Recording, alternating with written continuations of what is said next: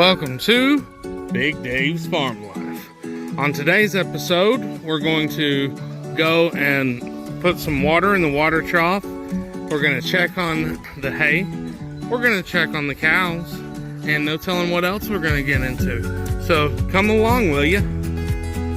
Yet another day, babysitting the water trough. So, yeah. Let's go check on the hay and see if the cows need hay put out. Why in the world do you have a seat cushion in your barn? I'll tell you why. I use this on my tractor. It really helps smooth out the ride, sitting on a nice thick cushion. But when I'm not using it, I bring it indoors so it doesn't get wet. I know, it's kind of and kind of trashy sitting on a cushion seat, I guess. But you know what? It's cheap and it works. And that's a lot of things that we use on the farm. If it's cheap and it works, there's a good chance we're going to use it. While I'm walking, I thought I'd tell y'all a story. Can't remember who said it. One of the YouTubers said it. That on a farm, if it looks pretty good from about 30 feet away, then that's perfect for a farm. And that is a lot of the things around here. If the fence, if it's pretty good, then it's good. I'm not going to rebuild it. If there's just some slight trouble and they're not getting through it, I'm not going to go through the trouble of rebuilding it. If I went around the farm rebuilding everything that wasn't perfect, I would never get anything done. Well, they ate this hay really well, but that one over there, they're not wanting to touch it. And the weird thing is, look, they're down there eating hay that's been sitting there for like 2 months. Weirdos. For one reason or another, that bale of hay down there must not be very good. Wow, look at that over there. Guys, I don't know if you can see it, but this compost pile down here, it is literally steaming. I can see steam just pouring off, and that's weird because it's been sitting there for like 2 months or longer.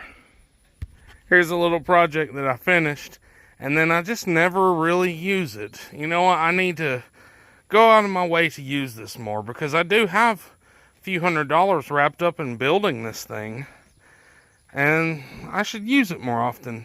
Can y'all even tell what this is?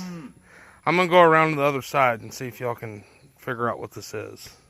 See, I put some D-rings down here. And it's got concrete in it.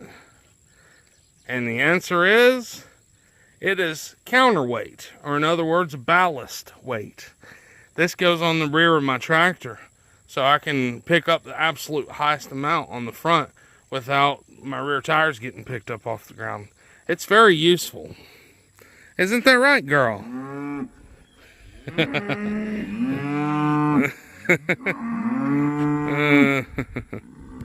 What do you think about it, girl?